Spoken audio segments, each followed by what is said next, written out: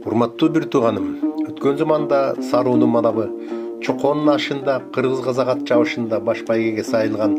25 жылкы 500 кой утуп алган жана Кытайда 3 турпанда жана башка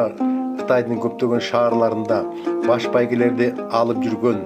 көк токол күлүгү, көк токол жоргосу жөнүндө жана анын ээси элибиздин жерибиздин эркиндиги үчүн башын сайып күрөшкөн,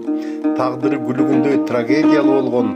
Кара Өңкүрдүн Көй Каптын баатыры аталган Малабаш уулу